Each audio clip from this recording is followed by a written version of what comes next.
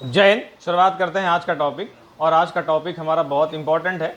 Important exam point of view से है, क्योंकि भारत में जब ब्रिटिश आए थे और वहाँ से जो सवाल बनते हैं, हालांकि जब मुग़ल जो है वो काफ़ी ज़्यादा सेंट्रल में कमज़ोर हो गए थे और उसके बाद जो है सेंट्रल में कमज़ोर हो गए, तो फिर उसके बाद नए नए राज्यों का उदय हो गया। और जब जब नए राज्यों का उदय हुआ, उसके बाद जो हुआ, मतलब नए राज्य उदय हुए, फिर इधर ब्रिटिश आए। फिर ब्रिटिश आने के बाद जो है वो इनका फ़ायदा उठा रहे हैं कि भाई राज्य कमज़ोर है, शासक कमज़ोर है, दिल्ली पर सेंट्रल पर शासक कमज़ोर होने की वजह से इनको और लाभ मिल रहा है।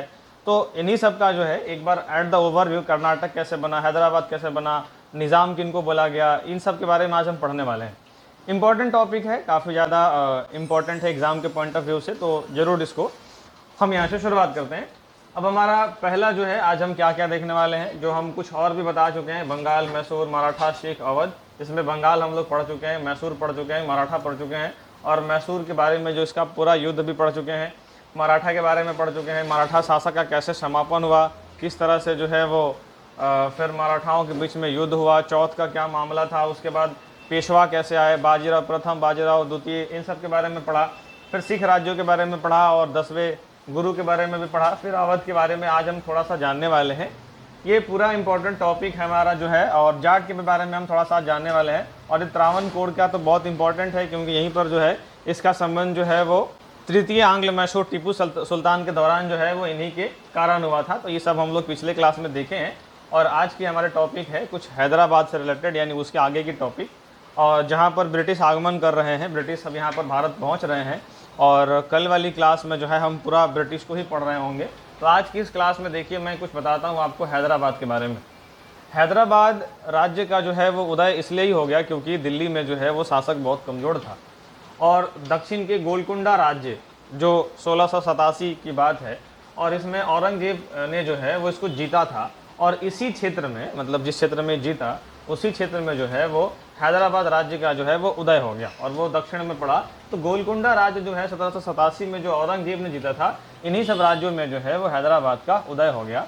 और फर्रुखसियर आपको पता ही है, मैंने आपको जब उत्तर मुगल काल के दौरान आपको पढ़ाया था कि फर्रुखसियर जो है वो अपने दम पर नहीं, सैयद बंधुओं के दम पर बना था। फर्रुखसियर ने चिनक्लीज खां को जो है वो दक्षिण के राज्यों का जो है वो सूबेदार बना दिया। और ये इसके लिए जो है वो बहुत घातक साबित हो गया, क्योंकि हुआ ये कि मोहम्मद शाह ने जो है वो चिनक्लीज खां की सहायता से सैयद बंधुओं की हत्या करवा दी और चिनक्लीज खां को ही मुगल दीवान बना दिया गया। 1720 से 24 की बात है। और इसके पहले की कहानी मैं आपको पढ़ाया हूँ कि किस तरह से सैयद बंधुओं ने जो है वो फर्रुखसियर को बनाया शासक, फिर फर्रुखसियर ने सपोर्ट नहीं किया तो फिर फर्रुखसियर को मरवा दिया। ये सारा कुछ पढ़ने के बाद ही आपको यहाँ तक लेके आए। उसके बाद जब चिनक्लीज खां बना, और चिनक्लीज खां भी एक अयोग्य आदमी था, क्योंकि ये भी अपने दम पर नहीं बना था, मोहम्मद शाह ने इसको बनाया था और सैयद बंधुओं की हत्या करवा दी। और चिनक्लीज खां को जो है वो मुगल दीवान यहाँ पर 1720 से 24 में बना दिया गया। 24 में चिनक्लीज खां जो है वो मुगल दरबार से भागकर हैदराबाद पहुँचा और उसने जो है स्वयं को निजाम घोषित कर दिया। 1724 में जो है वो चिनक्लीज खां जो है मुगल दरबार से भागकर हैदराबाद पहुंचा और उसने स्वयं को जो है वो निज़ाम घोषित कर लिया और निज़ाम उल मुल्क आसफ जहां इसको नाम दिया गया। ये घटना 1724 की है, जब चिनक्लीज खां ने जो है वो मुगल दरबार से, हालांकि ये जो भागकर लिखा हुआ है, ये भागकर वाली बात थोड़ी सी बहुत ज़्यादा परफेक्शन नहीं है, क्योंकि भागा नहीं था वहाँ से, बस वहाँ से जा करके दरबार को छोड़ के चला गया और उसने जो है स्वयं को जो है निज़ाम का जो है वो निज़ाम घोषित कर लिया और उसको जो है निज़ाम उल मुल्क आसफ जहाँ जो है वो कहा गया। ये रहा आपका कुछ उस वक्त का मैप, ऐसा हुआ करता था। ये रहा हैदराबाद, ये रहा बीजापुर, इस तरह से, और ये रहा दिल्ली, क्योंकि दिल्ली बहुत उस वक्त क्या हो गया था, तो कमज़ोर हो गया था। आगे की अगर बात करिएगा, मोहम्मद शाह ने जो है वो मुबारिज खां को जो है वो भेजा। और ये घटना उसके दौरान क्या क्या हुई थी, तो 1724 में जो है वो सुकर खेड़ा का युद्ध हुआ, निज़ाम की यहीं पर जीत हुई थी। और निज़ाम की जीत होने के बाद जो है 1728 में पाल खेड़ा के युद्ध में बाजीराव प्रथम के बारे में मैंने आपको पहले ही बताया था कि बाजीराव प्रथम जो है वो एक पेशवा के जो है वंशानुगत शासक में एक थे। निज़ाम को जो है वो पराजित कर दिया। और ये जो निज़ाम को पराजित किए थे, निज़ाम को पराजित जो है वो ये बाजीराव प्रथम में खासियत क्या थी कि इंसान को ये मोरली ज़्यादा नुकसान पहुंचाते थे। बाजीराव प्रथम की ये कहानी इस मूवी में भी दिखाई गई है। इनके पास भले ही चीज़ें मतलब ज़्यादा जो है वो मोरली नुकसान पहुंचाए और निज़ाम को ज़्यादा से ज़्यादा वो हताश करके जो है वो उनको पराजित कर दिया। और आंग्ल फ्रांसीसी युद्ध के दौरान जो है वो हैदराबाद की स्थिति कमज़ोर हो गई और 1798 में जो है हैदराबाद का प्रथम राज्य जिसने सहायता संधि स्वीकार कर ली और ये सहायक संधि स्वीकार कर ली। और सहायक संधि क्या होता था, तो सहायक संधि का मतलब होता था कि जैसे मेरा राज्य, मैं बिहार का रहने वाला हूँ और कोई दिल्ली में जो है वो ब्रिटिश शासन चल रहा है, तो अब सहायक संधि अगर मैंने स्वीकार कर लिया, इसका मतलब क्या हो गया कि दिल्ली से कुछ सेना हमारे राज्य में आएंगी और उनको मुझे अपना जो सेना है, जो मेरा लोकल अथॉरिटी वाली सेना है, जो सैन्य सेना है, मुझे उसका जो है वो विघटन करना पड़ेगा और मैं उनकी सेना को लेकर के अपने खर्च से मैं उनको पालूंगा। और यही होता था सहायक संधि। और जब भी मुझे कहीं युद्ध लड़ना होगा तो मैं पहले जाके दिल्ली फ़ोन करूंगा, यानी खबर भिजवाऊंगा कि भाई मुझे यहाँ से लड़ना है, और दिल्ली अगर मुझे परमिशन देगा तब मैं कहीं लड़ पाऊंगा।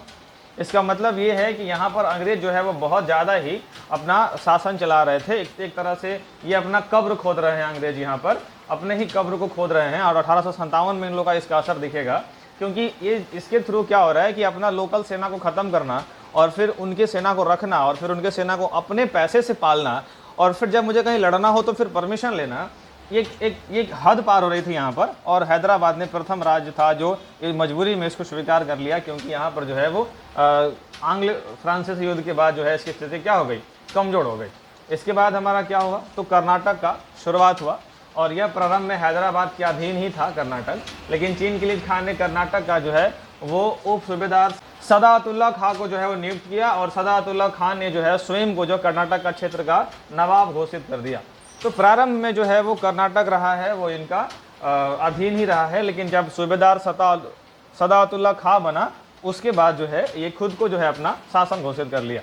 कर्नाटक शासक जो है अनबरुद्दीन के समय प्रथम आंग्ल फ्रांसीसी युद्ध हुआ और इस दौरान 1746 में जो है वो सेंट थॉम युद्ध में फ्रांसीसी ने जो है कर्नाटक को पराजित कर दिया। और प्रथम आंग्ल मैसूर युद्ध क्यों हुआ था, इसके बारे में मैंने पिछले या उसके पिछले क्लास में चर्चा करा है। आप मुझे एक बार कमेंट करके बताइए कि भाई ये युद्ध क्यों हुआ था और इसका कारण क्या था और उसका परिणाम क्या निकला था, क्योंकि हमने तीनों चीज़ पढ़ा है। और हमने ये भी पढ़ा कि 1782 में जो है टीपू सुल्तान के पिता हैदर अली की मृत्यु हो गई, फिर तीसरे में जो है टीपू आया, फिर चौथे में युद्ध के दौरान टीपू की मृत्यु हो गई। इन सब का कारण क्या था, क्यों परिणाम हुआ था, ये सब मैंने पढ़ाया है। जाकर रिवीजन करिएगा, नहीं तो अगर याद नहीं है तो फिर जाकर दोबारा पढ़िएगा, क्या विकल्प है इसके अलावा।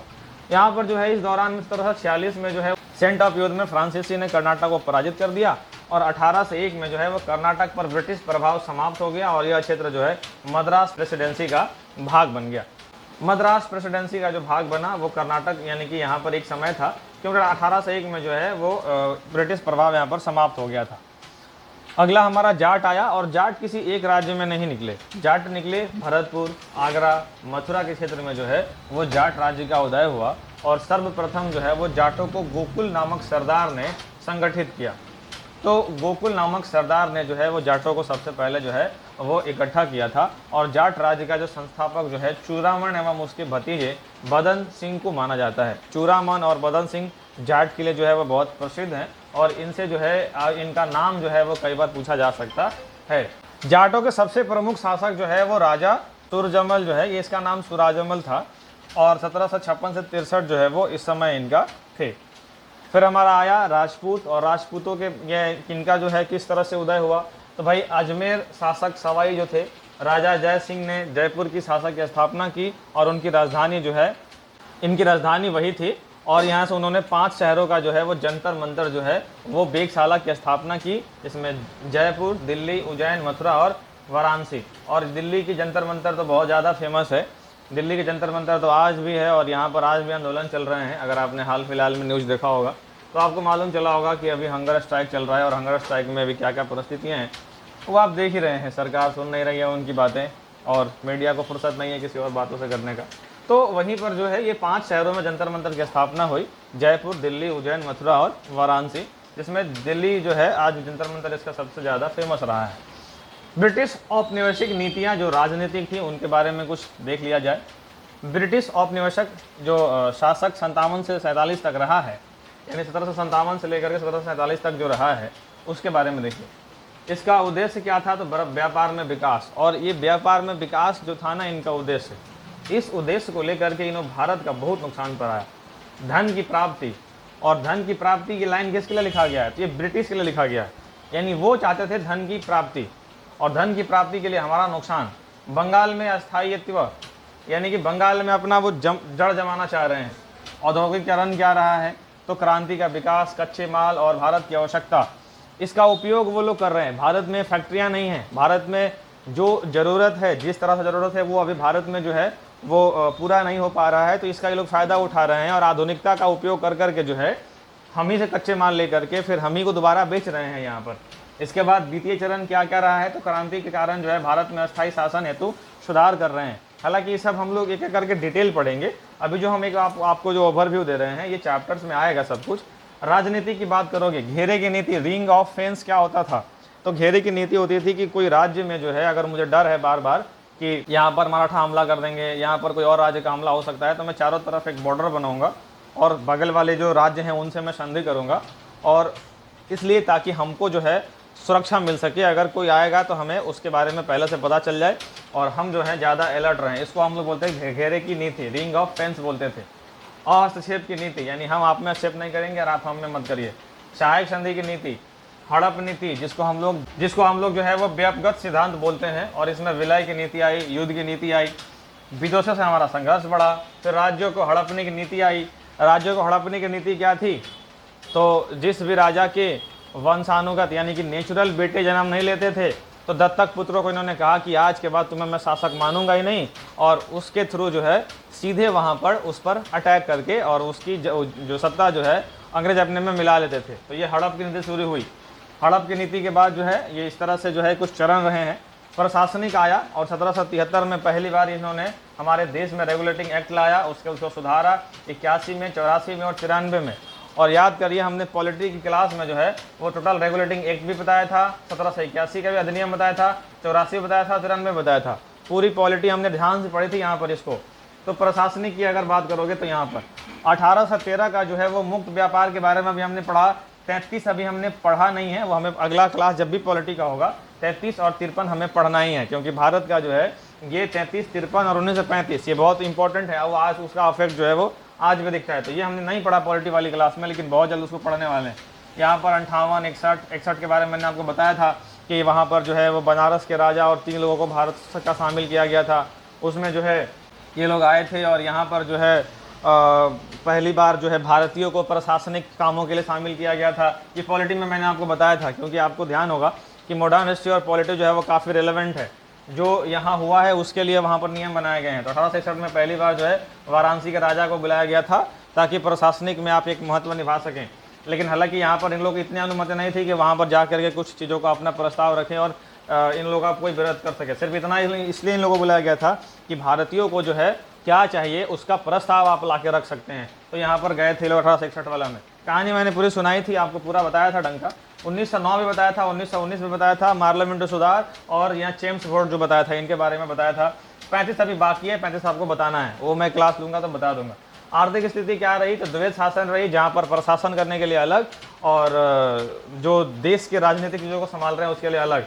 अस्थायी बंदोबस्त, जमीनी पर कब्जा, रैयतवाड़ी, महालवाड़ी बंदोबस्त, कृषि पर वाणिज्यकरण, निवेश पर बल दिया, रेलवे, बगान, टेलीग्राफ, ये सब आपको पढ़ना है आगे की चल के। सामाजिक में कोई नहीं रहा, सती प्रथा, दास प्रथा, विधवा, हालांकि ये जो अंग्रेजों ने है वो ख़त्म करने का प्रयास करा था। शिक्षा और विवाह के आयोग में भी बहुत सारे बदलाव हुए थे। 1813 में ईसाई मिशनरियों ने जो है वो काफ़ी ज़्यादा मतलब प्रचार करने के लिए अपना प्रावधान किया। देखिए हमारे इतिहास में कभी कभी कुछ कुछ चीज़ें जो है बताया जाता है कि अंग्रेजों ने सती प्रथा को ख़त्म कर दिया, यहाँ पर दास प्रथा ख़त्म कर दिया, विधवा ख़त्म कर दिया।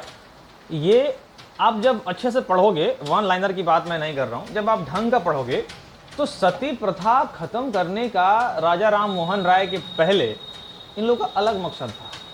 कहते हैं कि रेलवे का विकास इन्होंने भारत में करा। रेलवे का विकास इन्होंने इसलिए करा क्योंकि यहाँ से उनको माल ले जाने में प्रॉब्लम होती थी, तो ज़्यादा से ज़्यादा माल लेके चले जाएं, इसलिए रेलवे का विकास इन्होंने करा। तो ये जो आप विकास देख रहे हो ना, जहाँ से बैंक और टेलीग्राफ की जो आप विकास देख रहे हो, ये विकास का पर्पस गलत था। विकास गलत नहीं है। जैसे कि अगर मैं आपको 10,000 रुपये दूँ लेकिन मैं घंटे भर आपको बैठ के गाली दूँ, ये वाली बात थी यहाँ पर। मैं आपका विकास कर रहा हूँ लेकिन मैं आप ही का नुकसान करने के लिए पूरा मोटिव बनाए रखा हूँ। तो ये कहानी थी यहाँ पर। जो आप देखते हो ना कि विधवा विवाह को खत्म किया। विधवा विवाह को खत्म करने का पुर्तगालियों का मकसद ये था कि इनसे विवाह करो। ये तो ब्रिटिश आए हैं, उसके पहले की मैं बात कर रहा हूँ, ये तो मैं ब्रिटिश काल की मैं बात कर रहा हूँ। विधवा आने के पहले विधवा में क्या था कि विधवा से विवाह करो और उससे जो बच्चे जन्म लेंगे वो पुर्तगाली होंगे, और जो पुर्तगाली होंगे वो फैक्ट्री में काम करेगा तो पुर्तगालियों का प्रोडक्शन बढ़ेगा, तो व्यापार बढ़ेगा। ये इनका मकसद था। जब आप ऑनलाइन में पढ़ोगे तो यहाँ पर आपको चीज़ें नहीं पता चलती है। हाँ, एक दास प्रथा के बारे में कभी आप डिटेल में मैं चर्चा करूंगा कि दास प्रथा, क्योंकि ये बहुत कंट्रोवर्शियल टॉपिक है, काफ़ी इसमें विवाद है। कुछ भी बोलना, इसके खिलाफ बोलना मतलब जिम्मेदारीपूर्ण काम है। शिक्षा और विवाह के आयु, शिक्षा के ऊपर इन्होंने विकास नहीं करा, इसको शिक्षा को जो है अपने हिसाब से डाइवर्ट करा इन लोगों ने। हमारी शिक्षा पद्धति बहुत अच्छी थी। जब विश्वविद्यालय को जला दिया गया मुगलों के द्वारा, उसके पहले जो है हमारी शिक्षा बहुत अच्छी थी। इन लोगों ने इस शिक्षा को आगे अपने अनुसार बदला, क्योंकि इनका ये मानना था कि भारत में जब तक शिक्षा नहीं बदलेंगे तब तक हमारी बात लोग नहीं मानेंगे, और इसलिए इन्होंने शिक्षा बदलना शुरू कर दिया। और आज भी वो शिक्षा बदला हुआ हमें असर आता है, असर हमको दिखाई देता है। तो ये जो आप विकास देखते हो, वो विकास का मोटिव गलत था। मतलब मैं आपको अगर 5,000 रुपये दे रहा हूँ और मैं आपका एक बगल वाला जमीन हड़प रहा हूँ, ये वाली बात हो रही है। आपको पैसे मिल रहे हैं, लेकिन वो पैसे के बदले बहुत कुछ आपसे जा रहा है। यह विकास नहीं था, ये पूरा हमारा नुकसान करने का एक पर्पस था, और इनका असर इनको 1857 में दिखा। जितना प्रताड़ित कर रहे थे, करना है करिए करिए करिए, लेकिन एक समय ऐसा आया कि इनका लोग विरोध किए, और विरोध किए तो बहुत खतरनाक विरोध किए। 1857 की क्रांति में अलग अलग लोग, अलग अलग राज्य से एक साथ एकदम इन लोग के विरोध में खड़े हो गए, और तब जाके इनको होश आया कि नहीं, अब ये चलाना संभव नहीं है। फिर उन्होंने भारतीयों को शामिल करना शुरू किया, फिर उन्होंने सिविल सर्विस की शुरुआत करी, और फिर उन्होंने भारतीयों के अनुसार काम करना शुरू किया। फिर कहानी बहुत बाद आई, फिर महात्मा गांधी आए, फिर महात्मा गांधी अपना पूरा जीवन इसमें लगे रहे। फिर 1947 तक हम लोग इसके चंगुल से निकले। ये विकास के नाम पर अगर कोई कहे कि अंग्रेजों ने हमारा विकास करा है, तो फिर मैं और एक आध घंटा इस पर बोल सकता हूँ, क्योंकि विकास इन्होंने नहीं करा। इनका मेन मोटिव था कि यहाँ से माल उठा के ले जाना। टेलीग्राफ का इनका मोटिव क्या था, हालांकि चलिए मैं बाद में बात करूंगा इस पर, समय ज़्यादा बर्बाद हो रहा है। यहाँ पर उपनिवेश के चरण क्या रहे हैं, तो पूंजीवादी, औद्योगिक और वित्तीय। हमारा अगला आया घेरे की नीति, जिस पर मैंने आपको बताया था। देखिए, अगर आप इसको ढंग से पढ़ लेंगे, आज आपके मतलब अभी आपका मोरालिटी क्या कहेगा, देखिएगा। घेरे की नीति क्या होती थी, तो वारेन हेस्टिंग्स द्वारा बंगाल का जो है वो बफर राज्य के रूप में विकसित किया गया। हालांकि यहाँ पर एक बात थोड़ी सी सुधारने वाली है, जैसे बंगाल को बफर राज्य, यानी कि जिस राज्य में है उसको बफर बनाने की जरूरत नहीं थी, बफर पड़ोसी को बनाने की जरूरत है। जैसे अवध को बफर बनाया गया था, या बंगाल लिखा हुआ है लेकिन अवध को बफर बनाया गया था। बफर मतलब होता था कि भाई मैं बीच में सुरक्षा हूं और तुम चारों तरफ से रहो, अगर मरोगे तो तुम ही मरोगे, या लड़ोगे तो तुम ही लड़ोगे, मैं बीच में सेफ रहूंगा। तो ये इतना घटिया आदमी था वारेन हेस्टिंग्स कि इसके बारे में मैं क्या ही बताऊं। ये अपना राज्य जो है वो बफर बनाया, और अभी आपको मैं कर्नवालिस के बारे में बताऊंगा। फिर आप पेशेंस रखिए। विकसित किया गया ताकि बाहरी आक्रमण से सुरक्षा हो सके। इसका कारण क्या था, तो बाहरी आक्रमण को सुरक्षित करना और बंगाल राज्य पर जो है अधिकार बना लेना। और इस नीति के समर्थक में वारेन हेस्टिंग्स द्वारा जो है अहस्तक्षेप की नीति चलाई गई, और अहस्तक्षेप की नीति जो है दूसरे राज्यों के मामले में हस्तक्षेप न करना था। चलिए यहाँ पर सहायक संधि क्या थी, तो सहायक संधि के बारे में थोड़ा सा जो है ना विस्तृत, जो मतलब उसको डिटेल में जो बोलते हैं, डिटेल एक्सप्लेनेशन सुन लीजिए। परिचय, कारण, प्रावधान और परिणाम। परिचय क्या था भाई साहब, तो भारतीयों पर जो है अप्रत्यक्ष नियंत्रण से प्रेरित होकर सहायक संधि ने लॉर्ड वेलेस्ली द्वारा 1798 में चलाया गया। ये लॉर्ड वेलेस्ली की घटना सुन लीजिए। ये क्या किया, ये इसने कहा कि हमारा सैनिक तुम रखो, क्योंकि सहायक संधि तभी मान्य होगा। इसने कहा कि तुम हमारा सैनिक रखो, उसका पैसा तुम दो, और उसके लिए तुम अपना लोकल अथॉरिटी वाला सेना को खत्म करो। यही थी सहायक संधि। कारण क्या था, नेपोलियन के आक्रमण का खतरा और युद्ध किए बिना ही भारतीय राज्यों पर ब्रिटिश शासन का प्रभाव धीरे धीरे बढ़ता चला गया। इसका एक और कारण था, जैसे मैंने आपको पढ़ाया था, संथाल विद्रोह, जहां पर बिरसा मुंडा को जो है वो पकड़ लिया गया, फिर उनको जेल में मृत्यु हो गई। और मैंने आपको बताया था उसके दौरान की जो लड़ाई हो रही थी दोनों के बीच में, हमारे भारतीयों के पास आधुनिकता की कमी थी। ये रातों रात घटनाएं नहीं हुई है, आधुनिकता हमारे पास नहीं थी। हमारे पास जो लोग लड़ रहे थे वो पीढ़ी दर पीढ़ी चल रहे हथियार, जैसे तीर, तलवार, भाला, इससे लड़ रहे थे, और इससे लड़ने के लिए नजदीक जाना पड़ता था। और उनके पास आधुनिक मशीनें थी, तोप, बंदूक, गन, और इसका फायदा ब्रिटिश ने उठा लिया। एक ऐसा भी विद्रोह हुआ था कि 7,000 लोगों ने 10,000 लोगों को मार दिया। क्यों? क्योंकि आधुनिकता के कारण। तो ये भी घटना हुई थी। और यहाँ पर जो आक्रमण को बचाने के लिए जो है इसने कहा कि ठीक है भाई, ऐसा संधि रखा गया, राज्यों के खर्चे पर जो है ब्रिटिश कंपनी द्वारा अपनी सेना को रखना। यही पर मैं अभी आपसे बोल रहा हूँ। कि अपने राज्य के खर्च पर जो है इस सेना को रखना, और राज्य में एक ब्रिटिश रेसिडेंस रखा जाएगा। हाँ, उसमें ब्रिटिश रेसिडेंस रखा जाना था, और राज्य की विदेशी नीति पर जो है कंपनियों का अधिकार होता था। राज्य के साथ विदेशी नीति क्या होने वाली है इसका डिसाइड कंपनी करते थे। राज्य क्या केवल ब्रिटिश कंपनियों का ही व्यापार हो सकता था और किसी का नहीं हो सकता था। बदले में कंपनियों द्वारा राज्यों की सुरक्षा का दायित्व भी दिया गया, और परिणाम क्या आया, तो राज्यों की सामाजिक शक्ति बहुत कमजोर हो गई। अब जाहिर सी बात है कमजोर होगी, और ये इन घटियापंथी का कारण जो है इनको बाद में समझ में आया। राज्यों की संप्रभुता समाप्त हो गई, राज्यों को व्यापार में बहुत नुकसान हो गया, और कंपनियों को जो है राज्यों पर प्रभाव बढ़त मिल गई। सहायक संघ जैसा पहला प्रयास फ्रांसीसी गवर्नर डुप्ले द्वारा किया गया, जिससे पैसों की बदले सैन्य सहायता दी जाती थी। और यहाँ पर आया पहली बार द्वैध शासन। इसके बारे में मैंने आपको पढ़ाया था, सुजाऊ दौरा 1764 में बक्सर का युद्ध मैंने पढ़ाया था। बक्सर का युद्ध होने के बाद जो है वो इलाहाबाद की संधि हो गई, और इलाहाबाद की संधि में जो है वो दो अधिकार बांट दिए गए, दीवानी अधिकार और सूबेदारी अधिकार। इसमें निजाम हो गए, और दीवानी अधिकार में जो है वो भूमि कर वसूल तथा भूमि का संबंध जो है वो दीवानी मुकादमे का कंपनी का निर्णय अधिकार में रहा। ये सब आपको पहले से पता है, या वहाँ भी मैंने आपको पढ़ाया था। सूबेदारी की अगर बात करोगे तो अंतरिम सुरक्षा, शांति, सुव्यवस्था, न्यायिक व्यवस्था और फौजदारी मुकदमों का निर्णय जो है वो नवाब के अधिकार में रहा। ये दोनों अलग अलग हो गए, और इस प्रकार बंगाल में एक ही समय में दो प्रकार की शासन व्यवस्था चलने लगी, और एक ऐसी व्यवस्था जिसमें अधिकार एवं उत्तरदायी दोनों अलग अलग हो गए, इसको द्वैध शासन कहा गया, जिसको 1772 में वारन हेस्टिंग्स ने समाप्त कर दिया।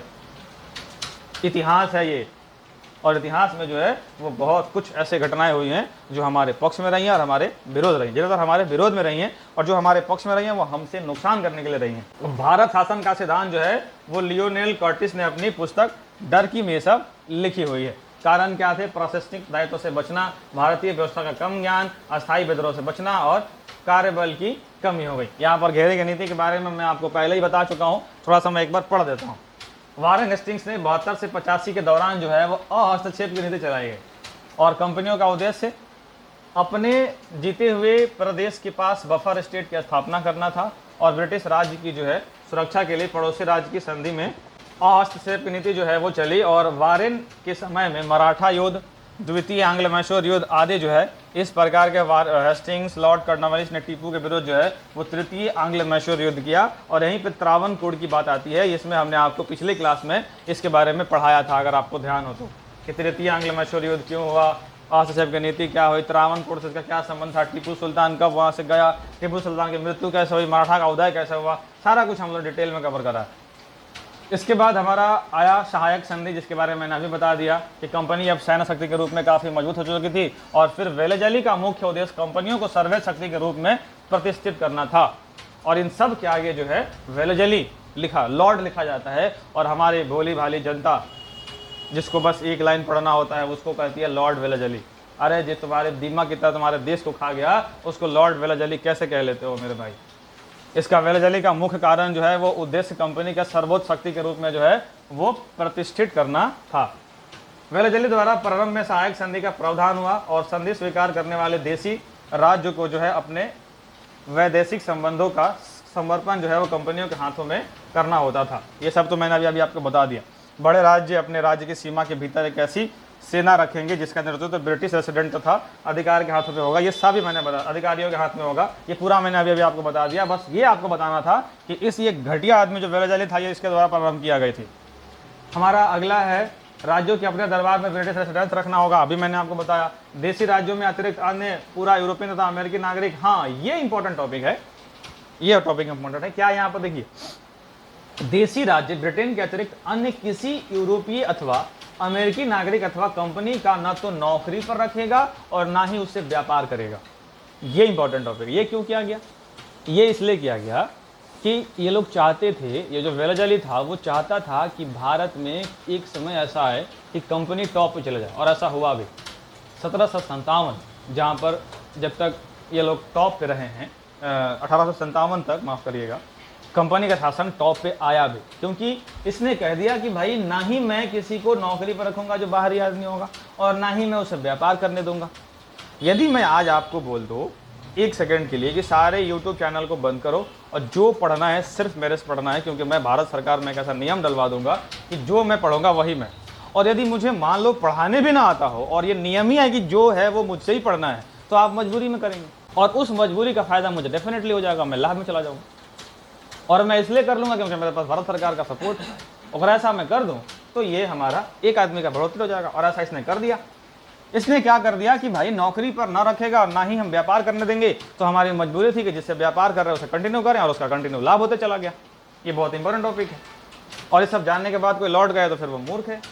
संबंध राज्यों के विरुद्ध आंतरिक विद्रोह अथवा बाह्य आक्रमणों की रक्षा करने का जो है उत्तरदायित्व कंपनियों का होगा, ऐसा इसमें बोला गया। ब्रिटिश सहायक संधियां कारण, प्रभाव और विस्तार देख लो यहाँ पर। कारण जो है वो राज्यों के प्रत्यक्ष नियंत्रण रखना, बाजार की आवश्यकता, कच्चे मालों की आवश्यकता और आंतरिक सुरक्षा। सहायक संधि का प्रभाव, राज्य अपनी और संप्रभुता खो दी थी। अरे राज्य के पास उस वक्त बचा ही नहीं था कुछ, राज्य को जो है आर्थिक नुकसान हो गया था। ये लोग ऐसा नीति बना दिया कि राज्य को कंटिन्यू नुकसान कर दिया। हाँ, इसका नुकसान अब दिख रहा है इनको, अभी नहीं दिख रहा है, बट लोगों में आक्रोश पैदा हो रहा है, इनका असर दिखेगा इनको। अब बस थोड़ा ही दिनों बाद इनको असर दिखने वाला है। सैनिकों में बेरोजगारी बढ़ी, जैसे कृषि पर दबाव बढ़ा और कृषि पर भी लोग दबाव ऑटोमेटिक बढ़ गया। और ये लोग कृषि को भी छोड़ा नहीं था। कृषि के बारे में भी आपको मैंने 17 हालांकि अभी पढ़ाएंगे, अभी तो अभी नहीं पढ़े हैं सब। कृषि पर जो 1917 के बारे में आपने पढ़ा होगा, महात्मा गांधी आए, तीन गठिया को खत्म किए, वहाँ पर भी जिम्मेदारी व्यवस्था लगा करके वहाँ पर भी नुकसान पहुँचाया था ये लोग। राज्यों के लिए विनाशकारी साबित हो गया। और ये रहा कुछ ऐसा जो सहायक संधि जो स्वीकार कर लिया। और 1798 में हैदराबाद, 99 में मैसूर, 99 में तंजौर, 1 में अवध, 1 में पेशवा, 3 में सिंधिया, 3 में भोसले, 18 से राजपूत, 18 में होलकर। ये सब जो है वो संधियाँ स्वीकार कर लिए। और यहाँ पर आप देख रहे हैं कुछ व्यापगत का सिद्धांत जो है वो डलहौजी था, ये गवर्नर जनरल था, 1858 द्वारा लागू किया गया। और राज्यों के जो है उत्तराधिकारी संबंध मामले, गोद में लेने का अधिकार और कंपनियों में हस्तक्षेप द्वारा जो है देशी राज्यों का विलय पर पद्धति रहा। और इसके बारे में जो है यहाँ पर लिखा हुआ है। 56 में जो है कुशासन के आधार पर अवध के नवाब वाजिद अली को हटाकर अवध के विलय कर दिया गया। 1857 का क्रांति जो है यही सब कारण बना था, क्योंकि इतना नए लोग परेशान कर दिया था कि लोग जो है यहाँ पर इसका विद्रोह कर दिए, बहुत खतरनाक। इसमें क्या होता था, हड़प गिनती चलाई गई। मतलब इस घटियापा का कारण देखिए, डलहौजी था, इसका ये नाम लिख दिया गया गलत, डलहौजी नाम था इसका। डलहौजी ने क्या करा कि कहा कि आज के बाद जिस भी शासक का नेचुरल बच्चा पैदा नहीं होता है, मतलब उसका खुद का संतान पैदा नहीं होता है, तो कोई ना कोई खानदान में होगा, तो उसको दत्तक पुत्र बोलते थे। कहा कि हम केकरो दत्तक पुत्र मानेंगे ही नहीं, और दत्तक पुत्र को सत्ता हम देंगे ही नहीं, सीधे वहाँ पर ब्रिटिश कब्जा करेगा। और किया भी, लोग ब्रिटिश कब्जा किया भी। और यही कारण था कि ये 1857 की क्रांति बन गई। और इसमें अंग्रेजों का खूब फायदा हुआ। जिसके भी खानदान में बच्चे नहीं थे, हड़प लिया जमीन और वहाँ का राज्य। यहाँ पर जो है प्रत्यक्ष नियंत्रण द्वारा कच्चे माल बाजार को प्राप्त करना, ब्रिटेन में मौद्रिक क्रांति के समर्थन करना। प्रावधान क्या था, स्वतंत्र राज्य, दत्तक पुत्र की अनुमति की आवश्यकता नहीं मिली गई, मित्र राज्य अनुमति लेना आवश्यक, ब्रिटिश प्रभाव वाले ऐसे राज्य जो सीधे सीधे जो है उत्तराधिकारी बनाने के लिए अधिकार नहीं मानते थे, वो जाकर के वहाँ पर अधिकार कर लेते थे। और हड़प नीति के कारण जो है राज्य में आवश्यकता है, अंधविश्वास बढ़ गया। और ब्रिटिश की क्रांति यहाँ पर 1757 की क्रांति जो है यहाँ पर आ गई और लोगों में गुस्सा फूटा और इन लोगों ने इनका विरोध कर दिया। हालांकि ये मैंने आपको एक ओवरव्यू करा है, ये हो गया मेरा स्लाइड यहीं पर समाप्त हो गया। ये मैंने आपको ओवरव्यू करा है कि किस तरह से राज्यों का उदय हुआ। कुछ राज्यों मैंने आपको पढ़ा भी दिया है, और ब्रिटिश 1857 तक कैसे पहुँचे इसका मैंने ओवरव्यू करा है। मैं आपको आगे की क्लासेज में पढ़ाने वाला हूँ कि यूरोप में कैसे भारत में पहली बार कब आए, पहली बार कौन कंपनी को बिठाए, दूसरी बार क्या किया, जहांगीर क्या था, अकबर क्या किया, कौन कौन किस किस डिसीजन को लिया, कौन उसको खान की उपाधि दी, ये सब हम लोग पढ़ेंगे। लेकिन जहाँ जहाँ रेलेवेंट हुआ है वहाँ मैंने आपको सबको जो है वो पढ़ाया है। कुछ दिन पहले जो संथालियों के बारे में मैंने बिहार स्पेशल में जो लाइव क्लास चल रहा था मेरा, उसमें मैंने आपको बताया था वो महात्मा गांधी वाली बात। महात्मा गांधी वाली बात तो बहुत बात की बात है। संथाल विद्रोह के बारे में मैंने पढ़ाया था 1857 के जस्ट पहले वाली क्रांति के बारे में। तो हालांकि इस सेशन में नहीं पढ़ाया है, लेकिन वो भी हमारा आएगा। संथालियों के बारे में विद्रोह, जनजातीय विद्रोह आएगा। बहुत कुछ पढ़ना बाकी है। इस क्लास पे यहाँ तक आपने देखा, इसके लिए बहुत बहुत धन्यवाद। मुझे कमेंट जरूर करिएगा कि और इसमें क्या सुधारा जा सकता है। थोड़ी सी आवाज़ आपकी आज अलग रही है, थोड़ा कीबोर्ड का खटपट आया है, क्योंकि माइक जो है हमारा एक्चुअल माइक वो उसमें थोड़ा प्रॉब्लम हो गया है, इसलिए आपको आवाज़ आज थोड़ा डिस्टर्ब हुआ। लेकिन ये आवाज़ कल से आपको ठीक सुनाई देगा। फिर से मैं एक बार इस वीडियो को यहाँ तक देखने के लिए आपका आभार प्रकट करता हूँ। मिलते हैं आपसे नेक्स्ट क्लास में। धन्यवाद।